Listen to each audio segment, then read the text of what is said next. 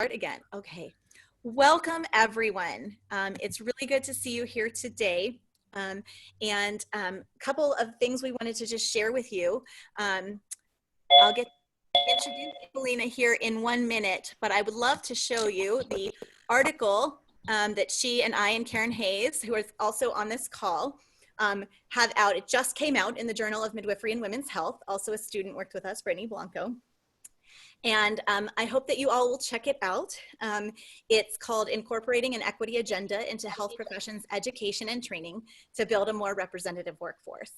So it's really meant to be, Felina was talking about how toolkit is the new exciting thing everyone's making, and we made an equity agenda. You could call it a toolkit of sorts, but it's meant to be an agenda to help guide change teams as you're working to make change at your institutions. So there is a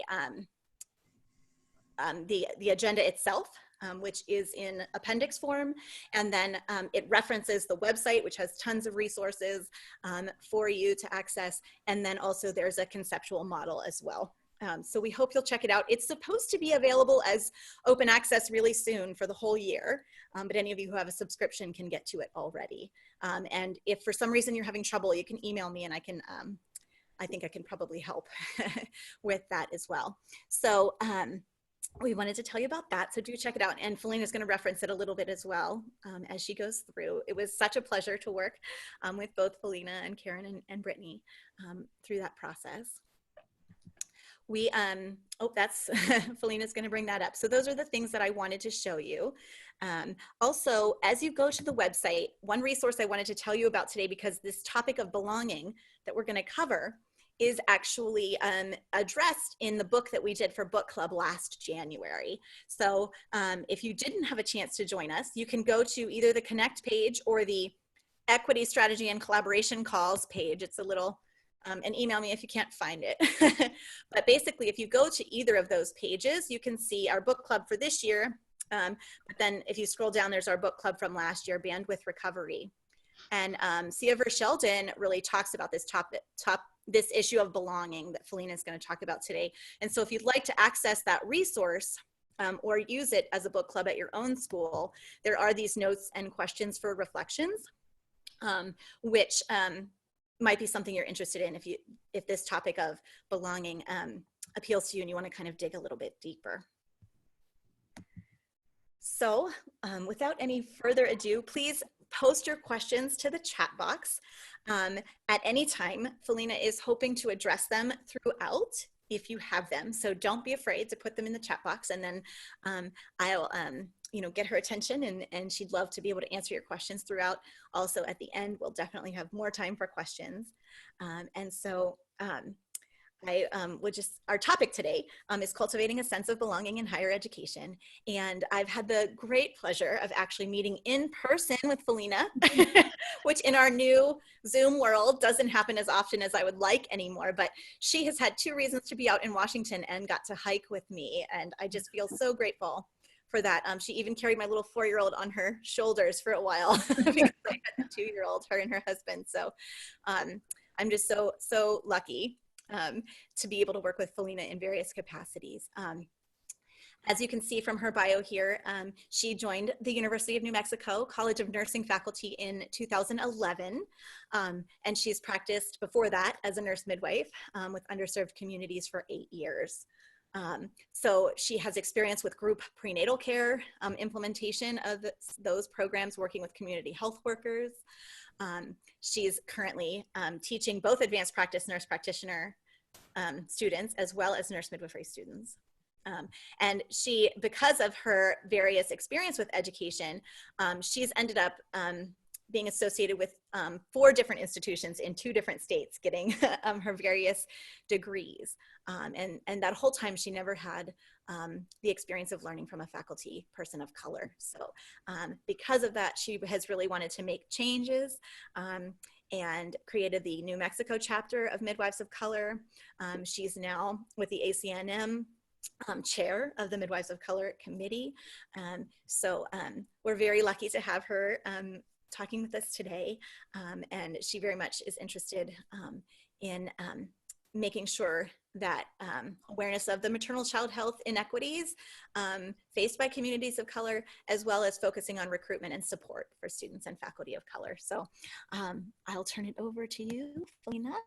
I'll stop sharing my screen.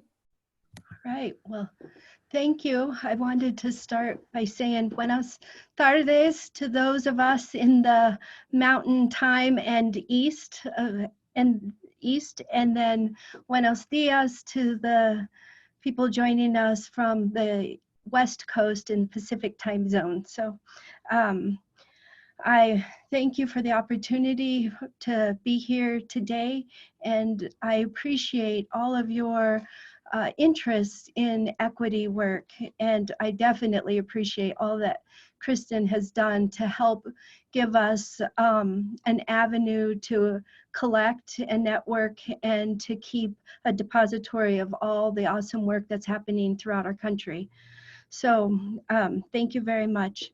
I'm coming to you this morning from Albuquerque, New Mexico, and I'd like to just start with a land recognition, acknowledgement of the land here from the university was once owned by our Native American cousins, and I think that's really important for us to acknowledge when we're doing all of the work that we do here. As I get started, I'm going to tell you just a little bit about myself because I think it's relevant to kind of understand the lens that I work from. I am a certified nurse midwife. I graduated from the UNM's program in 2001. I moved here to go to the program because it seemed like midwifery was a family here in New Mexico, and I've lived here for many years now and definitely feel like midwifery is a family. As I've practiced, I've only practiced in clinics that have either a sliding scale fee to acknowledge any woman that comes through our doors, or worked for a federal qualified health center. I got recruited to be a faculty member in 2011, and since then I've been doing a lot more teaching. Before that, I was always a clinical instructor. Now I'm doing more didactic instructing, and starting last year, I have been asked to be the student success coordinator for our master's level nursing programs. And here at UNM, we have what master's level programs we have are pediatric nurse practitioner programs, family nurse practitioner programs, certified nurse midwifery, acute care nurse practitioner, psych mental health nurse practitioner programs. And that's important as I go and talk about one of the activities that I've had created that I wanted to share with you today. I am also newly chair of the Midwives of Color and have been doing a lot of work on a local and state level, and this new appointment gives me an opportunity, for one, to bring national thinking to our state, but also have voice from New Mexico into the national work. So thank you for that. I am the first in my family to go to college. I come from very large Hispanic families. In my father's family, there was 16 children. In my mother's, there was 13. I have over 70 first cousins, and I was the first to go to college from all of them. And I got introduced into college because of a pipeline program at our local university that came to my high school and introduced me to the idea of going to college. My family, we were middle class, and then my father suffered a workplace injury when I was in high school and has never been able to work since then. My mother cleaned houses. We grew up after that time in a very low income. And it taught me, my family taught me the importance of working hard and being loyal to our work and our work ethics, but going to college was definitely a new experience for me. When I first brought my papers home just to fill out the financial aid papers, I remember I brought them to my mom, and my mom said, "You're going to have to take them back to the university and have somebody else help you because I don't understand them." So it was a road. Going to college was a really hard road, but I made it. And one of the departments that helped me facilitate all these challenges was the ethnic studies department at one of the institutions that had the pipeline program. Stayed really close to them.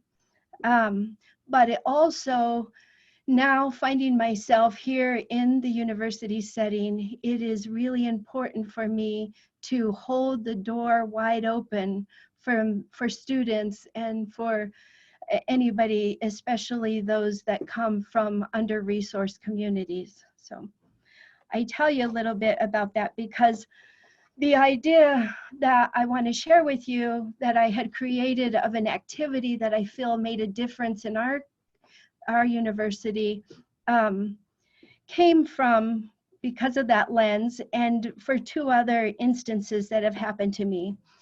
I have 3 children, and when my youngest was graduating from high school, he had gotten accepted to a program here at the university through the Office of Diversity and Inclusion, and it was a summer program that helped bridge students of color into the college. But the night before the program started, there was a reception for parents, and the vice chancellor of diversity was speaking to all the students in the program and to the parents, and she said something that was really important but very impactful to me. Is she said to these students, "This is your university. All of you belong here, and you bring something very special and unique, and you make our university a better place." And I thought, man, I wish I would have heard that 30 years ago. I think it would have made my life a little bit easier, but it was really impactful. And then the other incident that happened is that I ran across a commercial from Denmark, and I'm going to share it with you in a little while. But I really liked what the commercial said, and I liked the technique that they used. And so with that, I facilitated an activity that I instituted last year in our MSN orientation program. And I feel like it made a difference. When I first became a student success coordinator last year, I had many students coming into my office, mostly were referred to me for academic reasons. And when I started to talk to them, I got a sense that they were saying things to me that made me feel like they didn't feel like they belonged in our program. And I even had one student where I told her, "You belong here. This is your institution." She started to cry when I told her those words. This year, after instituting this activity, I have not yet had students coming, and it's right around the same time that I became student success coordinator. I haven't had anybody coming this year approaching me with saying things that make me feel like they don't feel like they belong here. So I don't know if it made a difference. I did get some feedback on my activity that I'm going to share with you that I think was very positive. All right, so I'm going to shut my video and share my slides. All right.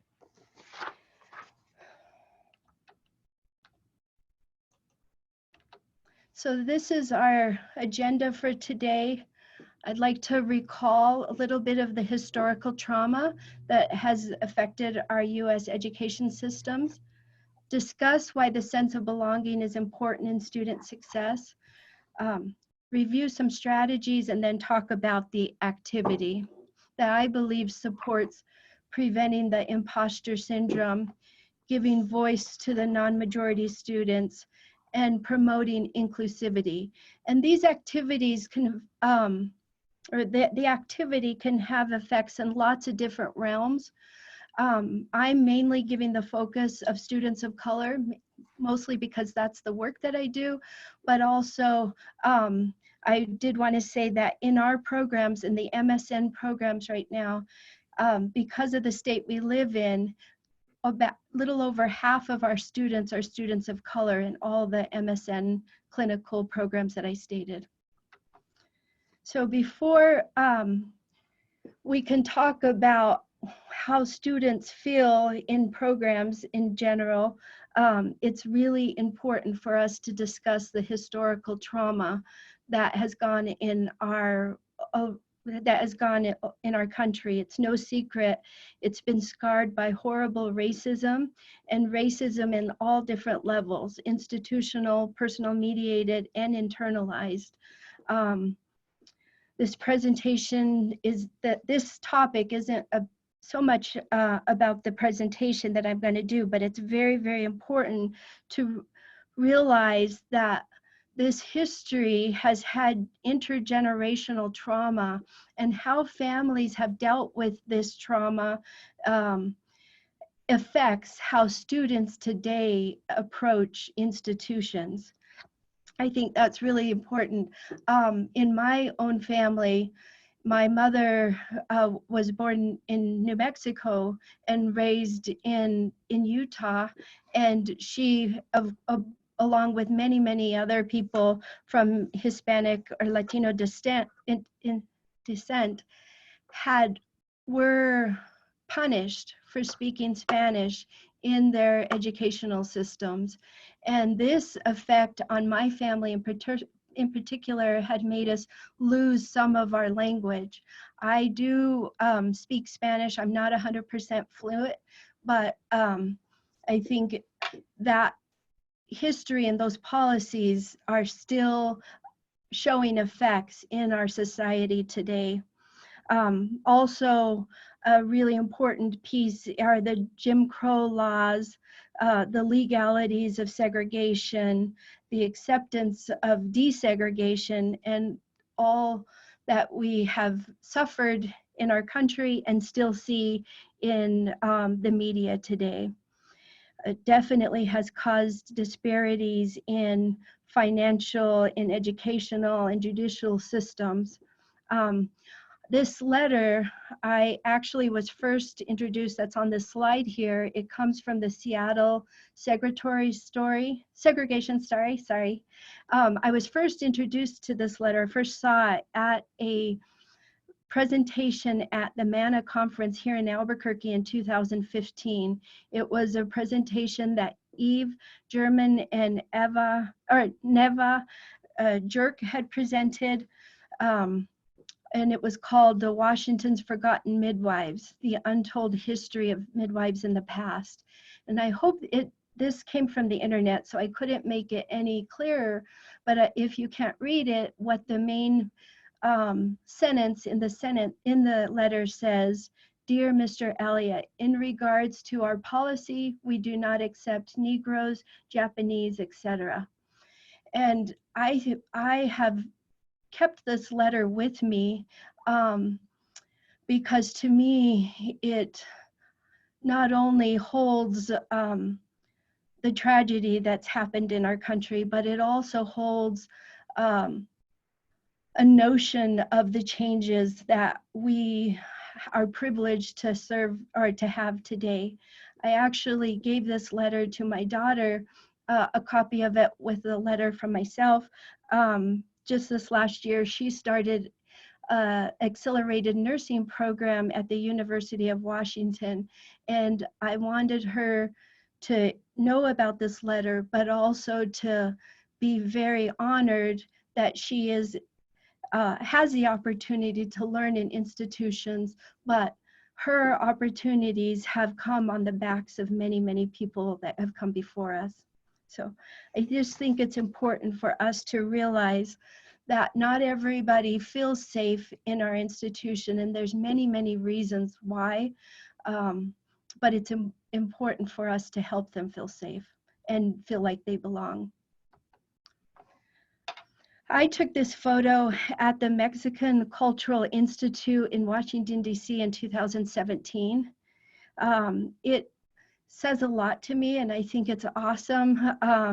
I feel like despite the challenges in education, the majority of families understand its importance and values and the need for education. And I really love this picture in particular because, for one, it's in Spanish and it relates to me and my community, but also I love the urgency that is portrayed in this picture and how the working class really do want their family and their children to receive education. That is something, like I said in the beginning, in my family, but in many Hispanic and Latino and communities from underserved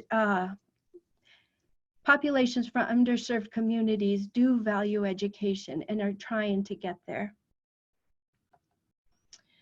I just have a couple of slides about equity in education itself.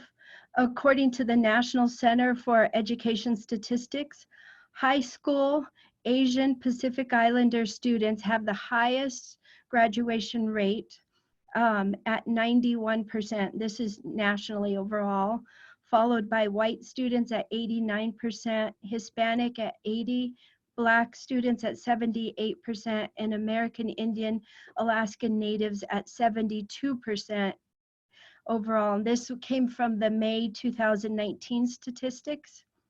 And according to the National Student Clearinghouse research that this slide contains in 2017, the national average of high school college graduates within 6 years of getting admitted to the program, 62.4% of them complete their studies and achieve a bachelor's. Black students have the lowest 6-year completion rate at 45.9%. Completion rate for Hispanic students was almost 10% higher at 55%, and 2/3 of white and Asian students completed a degree within the same period at 67.2% and 71.7% respectively. Let's see, this chart captures bachelor's level programs. We know that the higher we go in our educational systems, so the master's or the doctorate, the less and less students of color that we get choosing to be enrolled into these programs. And although we know the overall Black students have a 55% graduation rate, when we start to dissect these statistics even further using gender, we can see that Black students have the lowest completion rate at 40% and the highest stopout rate of 41. Sorry, Black men. So dissecting research is really important for us to be able to identify inequities and relationality, power, social context, complexity, and social justice. This is one of the aims for intersectionality research. This particular slide that I've created comes from an article entitled "Making the Invisible Visible," and you could read the rest of it. It is from an associate professor here at UNM. Her name is Dr. Nancy Lopez, and she is phenomenal. She's done lots and lots of research on equity and race. Her and her group asks, who are we missing when we talk about inequalities and advancing equity by speaking about race alone, class alone, or gender alone? And in a review of graduation data from a large public institution in the Southwest from 2000 to 2015, the authors found substantial achievement gaps that often remain unseen when using conventional research models. by utilizing the critical race theory and intersectionality for race, gender, and class, they found that nearly every group has a statistically significantly lower likelihood of graduation compared to the reference group, which they had used that had the highest rate of graduation, which was the white high-income women. The only other groups that had a relatively similar graduation rate as this reference group were Hispanic and Asian high-income women. All the other categories had a statistically significant lower graduation rate. According to this research, low-income American Indian men were 45% less likely to graduate within 6 years relative to the reference group. And for high-income Black men, this gap was approximately 30%. And I also wanted to point out, according to this research, that Black high-income men and white low-income men had almost very similar graduation rates. I think is really important. In New Mexico, 60% of our communities are people of color, but if we dissect the high school diploma rates, for white students, it's less than 4% don't achieve a high school diploma, whereas less than 24% of Hispanic students here in New Mexico don't achieve a high school diploma. If you haven't read this article, please do so. It's a great article that not only helps to make the invisible visible, but it also discusses the importance of not only identifying the gap, but being prepared to address these gaps. It talks a little bit, if we're identifying the gap and not doing anything about it, it's going to perpetuate that gap even more. The authors invite us to be conscious of our location in systems of racialized, gendered, and class and privilege. Systems of racialized, gender, and class, power and privilege, and disadvantage, and to consider how to strategically engage in advancing a perfect union for everyone. Why is all of this important? There's many, many reasons of why it's important. It matters because it's the right thing to do. Education should be accessible to every American that wants to pursue. It's also important because in medical education, it affects our health care. And as all of us know, there's a problem with our health outcomes that has disproportionately affected various communities. One example of this is that we have heard more and more about in the media is that has to pertain to Black women in our country, their risks of dying are 3 to 4 times higher than white women. And there's different ways of going about this, and I liked this word cloud because it helps to bring attention to the various different ways.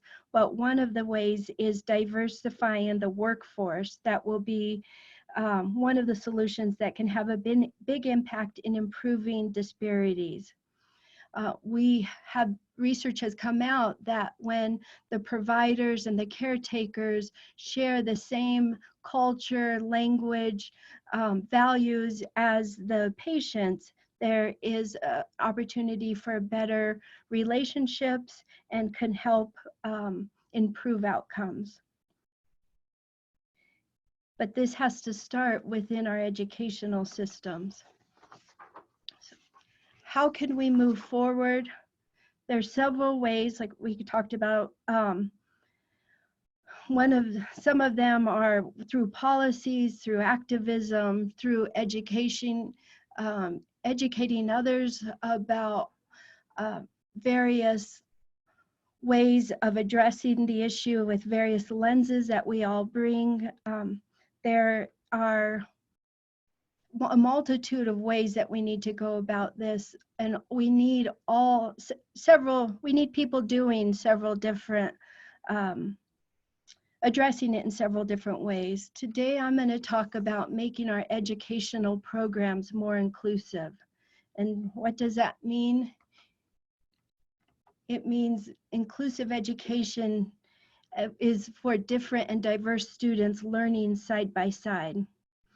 Some people have said equity is that everyone gets an invitation to the party, and inclusivity is getting asked to dance at the party. Last fall, I was honored to hear Dr. Khan John speak at a Native nurse training in Flagstaff, and she's a faculty member. She's a Native American faculty member from the University of Arizona in Tucson, and she gave her insights about how do we make our spaces and our institutions more inclusive for programs from non-majority students that are coming from our non-majority resource communities. And what she had recommended was through a visual welcome, a respectful welcome, study resources that meet the needs of the various levels of students, welcoming in learning environment, securing a space for students of color, having test resources, resources that educate about important topics like stereotype threat and imposter syndrome, having mental health resources available for our students, definitely scholarships, helping students pay for the education. Flexibility is a thought that I find very fascinating, and often our programs are very rigid and don't allow for flexibility. Implicit bias training for faculty and staff, support and embrace cultures, and offer classes on cultures. Those were her recommendations that she shared with us. Now, the next two slides, I'm going to just talk, just give some resources about sense of belonging. These that include the sense of belonging. This I was sharing with Kristen about. It seems like many institutions and organizations are putting out toolkits, and there's a whole long list. I just gathered some that I am familiar with and that I've reviewed through. I definitely wanted to highlight the Equity and Midwifery Organization. Not only are they bringing these excellent webinars and the book clubs and going at this subject in very different ways, but I also appreciate that they've included ideas on how to evaluate the things that you're putting forward, because anytime we're introducing new curriculum or new context into our programs, we need to make sure that we are evaluating it and that it is meeting the needs of our students. And this is the shout out I wanted to give about our article that just got published. It contains 8 categories in the agenda guideline, and I'm just have highlighted the part that talks about climate and belonging. Let's see, I think it's important for us to ask who's missing along and struggling in our classrooms, and then this gives ideas on what things we can implement to try to make it better, how we can improve our programs and serve the students that need the most assistance. So when we start talking specifically about the sense of belonging, I want to remind us about the Maslow's hierarchy of needs, and that it's important that belonging is on the 3rd rung of the pyramid. And so in order for us to even get to the sense of belonging, we have to help students, make sure that they meet their physiological needs. We can do this through scholarships, making, other financial resources that are available in our institutions for them, making sure that they have a roof over their head and that they're keeping their families fed. That will help them to be able to concentrate on their classroom work. Also, during the second rung is the needs of safety, and this is important for all our students, but especially our students that come from the LGBTQ communities that are that have experienced situations where they are not safe in institutions, and we need to make sure that they are safe and respected, and gives them more bandwidth to concentrate on their studies, and gives them opportunities to feel like they belong and their voice is important in our institutions.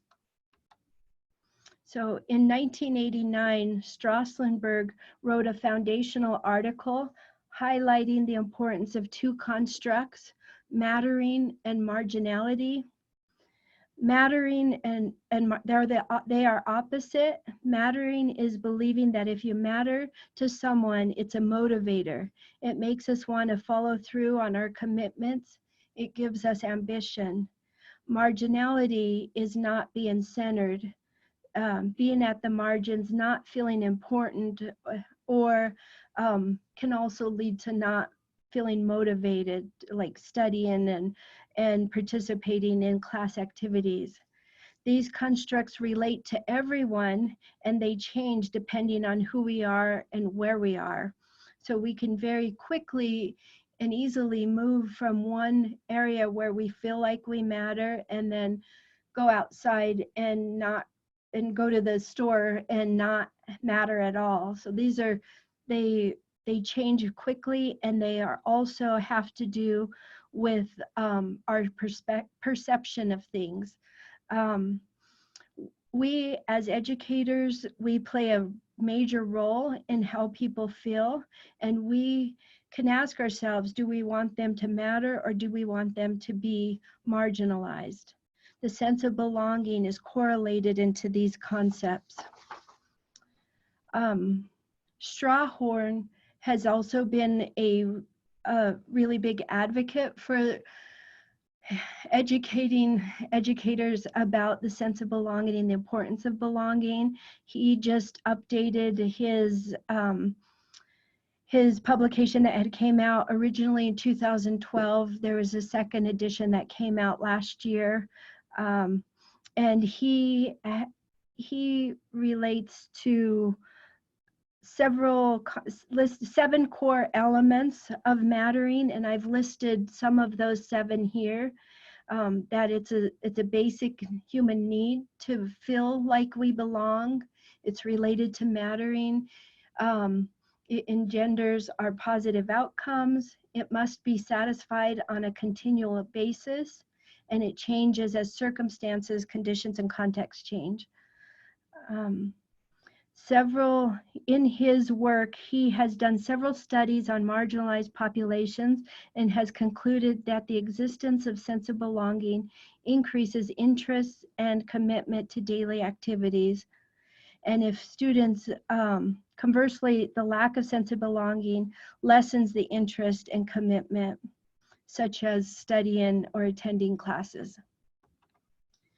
So now I'm going to show you the commercial that I had talked about at the beginning that gave me the idea of the activity that I instituted. So.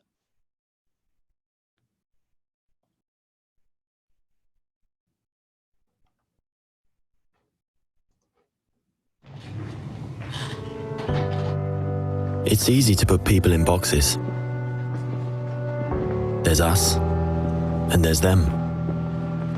The high earners, and those just getting by. Those we trust, and those we try to avoid. There's the new Danes, and those who've always been here. The people from the countryside, and those who've never seen a cow. the religious, and the self-confident. There are those we share something with, and those we don't share anything with. Velkommen. Jeg kommer til at stille jer nogle spørgsmål i dag. Nogle af dem kan godt være lidt personlige, men jeg håber, I vil svare ærligt på dem. Hvem herinde i rummet var klassens klovn?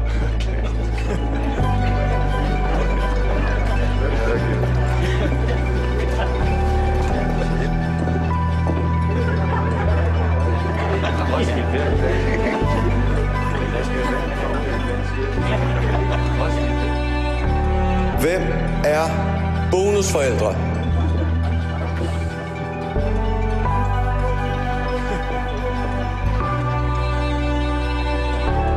And then suddenly, there's us. We who believe in life after death. We who've seen UFOs. And all of us who love to dance. We who've been bullied.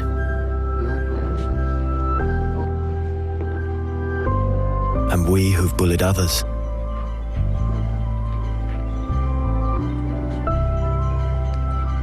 And then there's us, the lucky ones who've had sex this past week. We who are broken-hearted. We who are madly in love. We who feel lonely.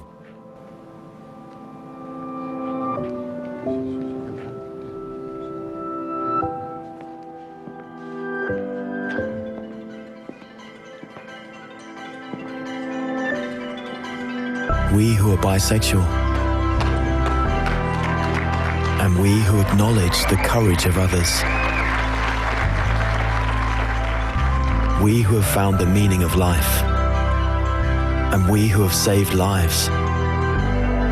And then there's all of us who just love Denmark.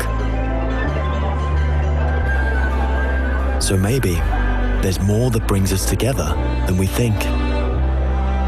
TV2 Denmark. All that we share.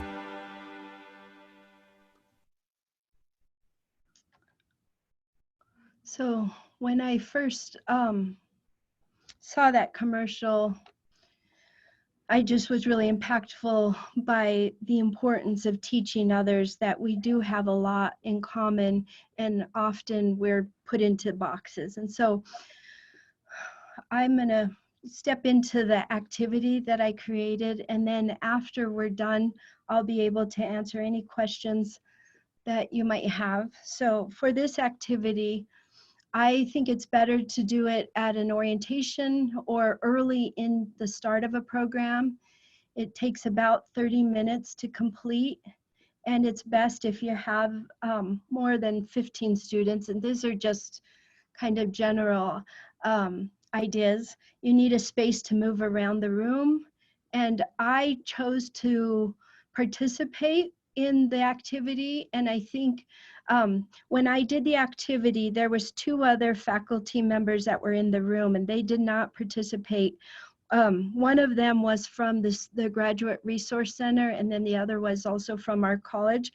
And later, the person from the Graduate Resource Center had said to me she felt like it allowed the students to participate because I was in the midst of it and working and moving around the room with them. So I would encourage a facilitator to participate. So you want to give everyone that's there a piece of paper and ask students to write their race, ethnicity in large letters on the piece of paper. So race and ethnicity, even itself, has a long history, and I don't know how much all of you know about this, but has a long history of racism and can be very emotional for people. Race is understood by most people as a mixture of physical, behavioral, and cultural attitudes. In the 18th century, race was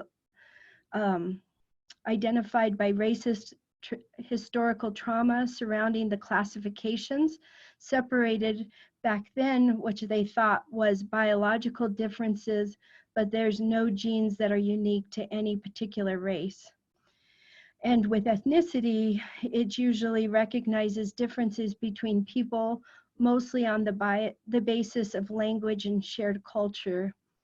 Ethnicity, on the other hand, is typically understood as something as we acquire or self-ascribe based on factors like where we live or the culture that we share with others. You can list, for this activity, you can give suggestive categories. You know, some of our traditional ones, like African American, Alaska Native, Asian, all of those traditional ones. But I think it's really, really important for the student to have voice and to give the race or ethnicity they best identify with. For me, and especially for many people from the Hispanic Latino culture, this has been a problem for many years. There are many boxes that I have been placed in, and some boxes I feel like I relate more than other boxes. But for categories, just for my personal background, I've been placed in Hispanic, Latina, Latinx, Mexican American, white, and Spanish are often some of the boxes. But when I get the opportunity to give voice, and what I most prefer with is Chicana, and Chicana helps to identify, for me, a specific region that I've grown up with, and also is identifies that I am from Mexican American roots. So I think it's just important to give students the opportunity to identify, and I wanted to highlight why that's important. So after they have written down their race or ethnicity on the paper, you're going to have them stand up and move into the room where they are with students that are from similar race and ethnicities. You want to explain that sometimes it's easy to put people into boxes, and we have these categorized by our institutions that people should fall into these specific categories. But it's also important for us, and sometimes institutions don't realize that individuality is alive and well in each of those boxes. You could discuss the different terms that people might have used for some of the same ethnicities or races. You can talk about the celebration of the cultures that each of the categories have are known for, and experiences that each students bring to the program from these categories. I think it's important to acknowledge that in this, especially at this time of the activity, that each student's personal experiences are assets to our program, and collectively their practices and knowledge will be stronger due to the diversity that each student brings. And if a group with one or two students if only one or two students are in one of the categories, you can acknowledge the gifts that they bring and thank them for being there. One of the feedback from the other faculty member that I had that was present for the activity that she had given me after the activity was that she was worried that the students that were either alone in a race or ethnicity or just had one or two people, they were worried that they were embarrassed. And in my evaluations, I did not find that to be so.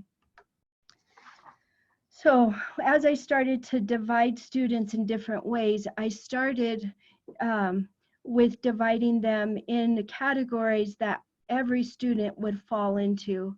And I used, first of all, the urban versus rural categories, and I asked them, some of the students had said I could relate to either. I just had them choose one of the categories. But and those in the urban areas, I discussed about that they can teach us how to use Yelp and Uber and all the things that we find in urban areas that many people from the rural communities have not utilized. And those of you from the East might not believe that that is true, but here in New Mexico, in our communities, there's lots of students that come from the very rural communities that have not had the ability or the opportunity to use these resources. And then for the rural communities, I talk about them being specialists on how to meet communities' needs and low resources, and how that's really, really important as clinicians. And then the second time I had them divide, I had them to divide from being either in our state, from our state, or from out of state. And those students that were from our state, I had them raise their hand if they were from the northern part of the state, or from the mid part of the state, or from the southern part of the state at different times. And this was really important to help students see where other students that may live in their same geographical area are, where they are and what programs, and just kind of help them to either network or maybe even carpool or study from those regions. So I think it was really helpful. And it's especially in the research shows that underrepresented students often face challenges in developing an adequate support network. And so this was one way to help them identify those that are similar to them. And then for the students that were out of state, I highlighted the opportunity that they bring to us by teaching us how different ways that our nursing is done, or other healthcare is done in other systems in other states. And then this slide is pretty much the meat of the activity, is where I've had students divided into two groups, but now with each of these topics, I've had students go into a third area from those two groups when I've said, and I kind of did this one at a time, when I said those students that like to dance or love music, and I had them go into a third area from those two major groups and identify who they were. I chose my categories very carefully because I wanted to help students find others in the program that had similarities, hoping it would help to identify others with the same interests. But I also, at our college, there are several students that fell into each of these categories. So it was a good opportunity for them to see that they were not alone, and to help prevent imposter syndromes, where some of these categories are often culprits of imposter syndrome, like the first generation college student or growing up in a household income below the poverty line.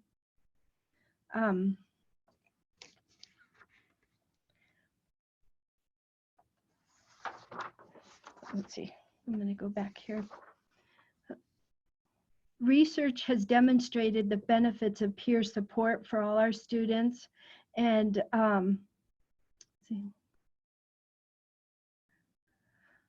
for the first generation students, when we got to this and they acknowledged themselves, and I too was in that group, I discussed how important that this was what they were doing, and coming to our institution was doing not only for themselves, but for their family members. And I think that helped them realize the importance of being successful within our programs, the impact that it has, not only for them, but also for their families. And then when I got to the category for growing up with a household income below the poverty line, I discussed that students that come from with this experience are better equipped in understanding the needs of patients from under-resourced communities. and that experience is going to help prepare them to meet a relationship of trust from patients from these communities. See, I was moving in and out of the categories as well, which I fell into both the first generation and the below poverty line. And I don't think that the facilitator needs to share every category because I didn't fall into all of these categories, but I think it is important that the facilitator is someone that is sincere and non-judgmental when they're facilitating this activity. And then after we went through those categories, I returned to a category that everybody fell into. And for us, since we are a College of Nursing, I asked them to identify if they are either nurses with experience in the hospital or outside of the hospital. And I discussed some of the benefits of each of these categories. Again, in the hospital, being able to have more opportunities to do working with interprofessional, giving interprofessional care, more opportunities for learning about other resources that are available within the hospitals. And then when I talked about out of hospital, the importance of being confident and being able to make quick decisions, and the importance of teaching the community what an impact healthcare has outside of the hospital, because what I have found that most communities feel like healthcare workers only work in hospitals.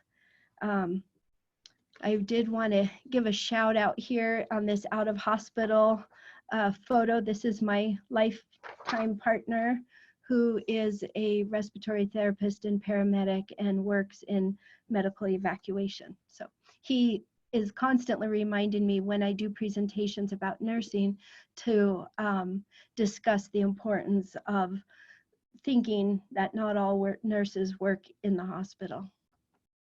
And then I end the activity with a category that captures everybody. And in our institution, that was nursing. So I had everybody say, everybody that is a nurse come into this area, and that gathered, all the students that were there for the orientation. It was a common thread for them.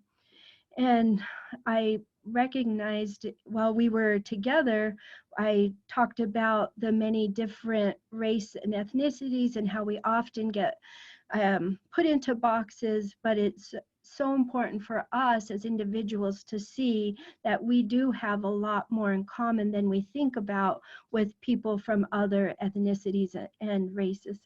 I also highlighted that it is a responsibility for all of us. We were starting this program together, and it was a responsibility by the cohort to look around and to help those that they see might need a little bit of help. This was very different because than some institutions, and one faculty member told me that they had been in their program where they actually had everybody in a group, and they told the students to look around and to look right and to look left, and that those people were their competition because not everybody would make it within their program. Not everybody would get the funding that they needed. And they had voiced that this was more of a pitting, where they pit against each other instead of working together. And I think this is definitely not the right technique to use when you're working with under-resourced communities. Let's see. Felina, Yes. there is, Erin, I don't know if you want to unmute yourself and ask your question, and if not, I can ask it for you.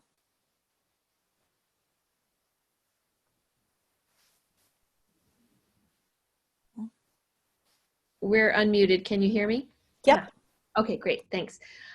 So our question was just how you introduced the activity, and actually as you were wrapping up, you explained a little bit about people being put into boxes and wanting to sort of highlight people's gifts, but we were wondering if you start out with like your purpose or objective, or does it feel just like an icebreaker when they're getting started? That's a great question. And I did not preface it with anything. I just came into the room and I gave them all a piece of paper that were in the room. And as they were coming in, I gave them a piece of paper and then just started the activity. So I didn't give any introduction to it, but that's a good question. I did want to say one last thing is when I had the students all together, I highlighted our 5 core values from the College of Nursing. I discussed in our institution, our 5 core values are academic excellence, diversity and inclusion, innovation, integrity, and respect. And I pointed that out when we were all together. And I talked about that is not only our responsibility, but also a student responsibility. And I think as I started to teach this or to talk about this model, I think it's important to be prepared for a discussion. In our institution, nothing came up that needed to be processed. And like I said, I've only done this once, but I plan to do it again this May in our orientation again. But I think it's important as you're preparing, you would want to make sure that you are prepared for a discussion if something that feels uncomfortable for somebody comes up. There are many different strategies to help facilitate these kinds of discussions. I really like the HEALS model from the UCFS School of Nursing, and that's halt the discussion, engage with the issue, who and is or could be affected, allow time for trading opinions, stories, perspectives, articles, reactions, encouraging everyone to listen to the other, and then synthesize on why this discussion is important and how we could move forward in these discussions. Because talking about equity is not always a positive conversation, but it's a really, really important conversation that we all need to be having. So in preparation for this presentation, I send out because I didn't realize to do this when I done it last May when I did the activity, but I did send out an evaluation, and I sent it out to the students that participated. That day there was about 30 students at our orientation. And although this survey was sent out 7 months after the activity, I got a 50% response rate, which I was very happy about. But in the evaluation, 73% of the students said that they enjoyed participating in the activity. 80% of them said it helped them to understand that the University of New Mexico's College of Nursing is committed to diversity and inclusion. 66% said it increased their feeling of belonging within the Master's of Science in Nursing or the Postmaster's clinical program, which was that was the most important to me. 93% of them did not feel like the activity made them feel uncomfortable. And 93% of them said the activity did not make them feel embarrassed in any way, which was also really important because of those categories that I had included regarding first generation and living below the poverty line.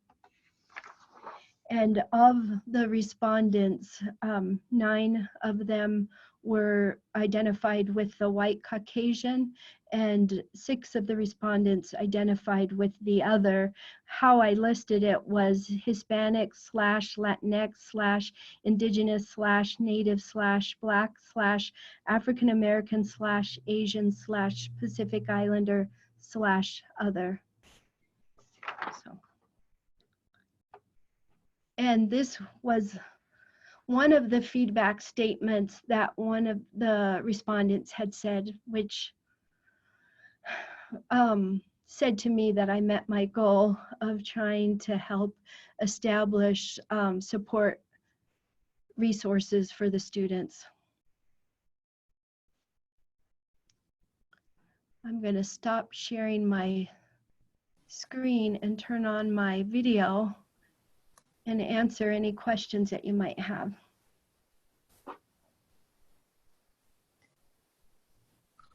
Let me say thank you so much. And anyone who has questions, you can unmute yourself. You're welcome to type in the chat box if you're not able to unmute yourself, or if you're kind of waiting your turn.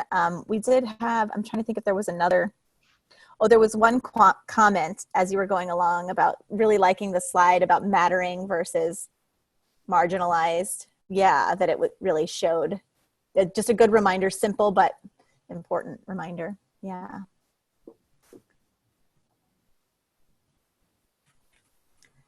We'll just open it up if anyone wants to be able to unmute yourself. It's usually in the bottom left, but sometimes at the top.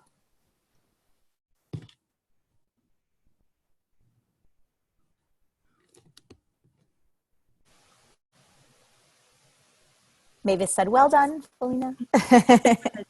Felina, I have a question. Uh-huh. Yeah, it's Melissa Avery here. How are you? That was so lovely. Thank you so much. Good, good. Thank you for joining us. Yeah, it's a pleasure. Say, I have a question for you. I love this activity, and I would love to share it with our the people that do our overall orientation for our whole DNP program. The question I have is on the slide that you had up that showed all the different groups you asked students to put themselves in. Did you do those each one at a time like the video showed, or you didn't give them do this one or this one? You just did them one at a time like they came up in the video? Good question. Thank you. I'm sorry I didn't make that clear. Yes, I did it one at a time. I had anybody that likes to dance or anybody that likes to read. And I thought maybe they could join, they could create a book club on their subjects or something like that. But I purposely picked those categories in a way hoping that would help students in general, and topics that I think would help prevent, like I said, the imposter syndrome. Yeah, thanks. Hi, Felina. This is Heather Clark. I don't know if you can hear me. Yeah, I hear you. Yeah, wonderful presentation. Really great job. And I love the Mattering slide. I don't remember the other part of the slide, because it really speaks to students feeling that belonging, but also a sense of safety, which, I think is so important for students of color, students from different backgrounds, even students who are along the LGBTQ spectrum, to really have a sense of belonging and feeling safe. And this exercise that you did is wonderful, and I'm going to take that back to my university and see if they would be willing to adopt something like that for our, particularly our bounds when students come to campus. Great job. Thank you, Heather. Well, I'm glad you pointed that slide out, because actually when I was creating it, it made me reflect on when do I feel like I matter, or when do I feel like I'm marginalized. And I too, as a faculty member, it depends on what committee I'm in or where I'm at in, in our institutional pieces, that I feel like I have more of a voice, and other places I feel like I don't. Yeah, that's important. And for students, just, as a faculty person, I really try to do that extra step that is not necessarily required, but just to let a student know that that I care. And you know, if that can be done across the board, regardless of whatever category, whatever group people fit themselves into, I think that we could go a long way into letting students know we care. Mhm.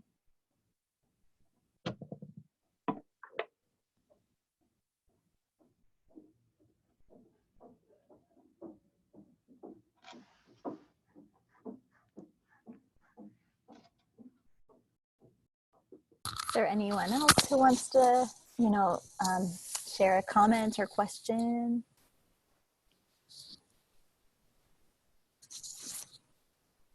Hi, this is Karen Hayes from Seattle.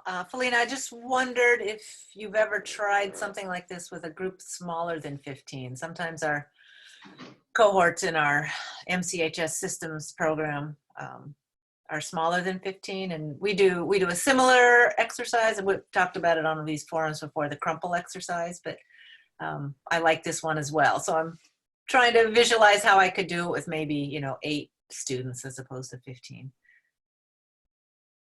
I think it's worth a shot. I have not and I said I put 15 in there just to kind of give a ballpark, but I mainly did it because it's nice to have the variation.